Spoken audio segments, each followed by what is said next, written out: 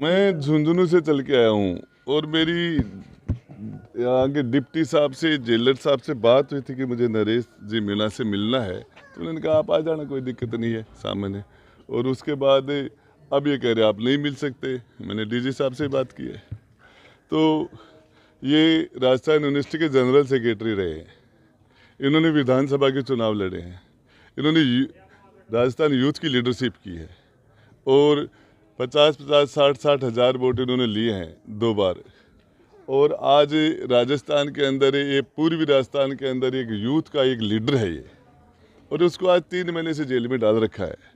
और इनके साथियों को जिस तरीके से उठा के जेलों में डाला जा रहा है, प्रताड़ित किया जा रहा है, भयभीत किया जा रहा है, और जिस तरीके से पुलिस ने एक नौजवानों को घरों को तोड़ दिया गया, गाड़ियां जला दी गई, लोगों के साथ, बच्चों के साथ, महिलाओं के साथ जिस तरह का अत्याचार किया, ये एक लोकतंत्र के अंदर ये एक डबल इंजन की सरकार का घमंड आ गया, तानाशाही का एक उन्होंने रवैया अपना रखा है। और जहाँ तक मैं तो ये कहता हूँ, घमंड, ये अशोक जी गहलोत 3 बार के मुख्यमंत्री थे, जनता ने उनका इलाज कर दिया। 2 बार की मुख्यमंत्री वसुंधरा, उनका भजनलाल जी तो पहलून है, पहलून। तो पहलून को ये कोई ज़्यादा लीडर वाली बात, पर्चे से निकल गए तो इनको ऐसा नहीं करना चाहिए। उनको सोचना चाहिए कि जब भजनलाल जी चुनाव लड़े थे, पहला चुनाव सामाजिक न्याय मंच, उनके 4,000 वोट आए थे, और नरेश मीणा के 45,000 वोट आए थे पहले चुनाव, निर्दलीय। और आप उनको सोचना चाहिए कि एक नौजवान के साथ ऐसा उनको नहीं करना चाहिए। सामान्य मिलने से क्या दिक्कत हो जाती, क्यों नौजवानों को परेशान किया जा रहा है। मैं बताना चाह रहा हूँ, हजारों की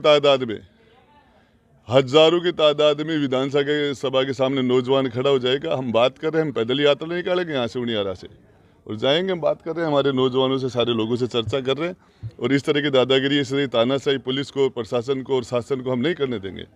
पैदल यात्रा का प्लान कब से? अब बैठ के बात करेंगे। जो जिस तरीके से सामान्य मिलने ही नहीं दे रहे, आतंकवादी है क्या कर दिया? एसटीएम की गलती नहीं थी क्या? एसटीएम ने महिलाओं से जबरदस्ती हाथ पकड़ वोट क्यों डलवा रहे थे? अधिकारी कुछ भी करे तो चलेगा, अधिकारी रोज बदमाशी कर रहे हैं, लूट कर रहे हैं, भ्रष्टाचार कर रहे हैं, करप्शन कर रहे हैं।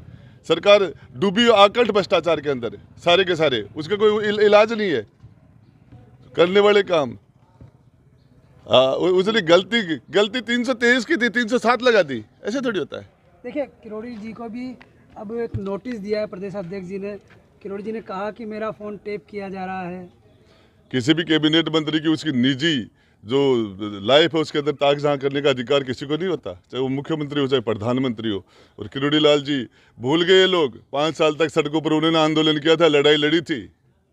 और बाबा ने जो किया था, सड़क के ऊपर एक ही आदमी लड़ा था 5 साल में सरकार के खिलाफ। जिस लेवल का मैं बताना चाह रहा हूँ, जिस लेवल पर किरोड़ी बाबा ने जो स्ट्रगल किया, और आज उसके साथ जो कर रहे हैं, भुगतेंगे।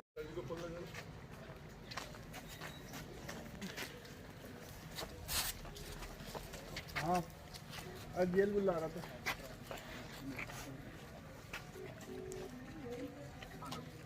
और डीजी साहब, राजेंद्र गुड्डा बोल रहा हूँ।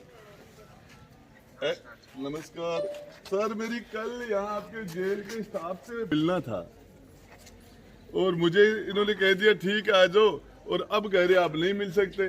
तो मुझे सिर्फ सामान्य मिलना ही तो था। अरे साहब, वो कह रहे हैं कि नियम में 7 दिन के अंदर क्या। अरे मैं आपको बताऊं डीजी साहब, जेल में हम भी रहे हैं और जेल के नियम भी जानते हैं, आप भी जानते हो, और आप ये सरकार में भी रहे, हम सारी चीजें रही है, देखा तो इसके अंदर क्या तो मिलना है तो चाह रहा था। सामान्य मैं 300 किलोमीटर से चल के आ गया सर।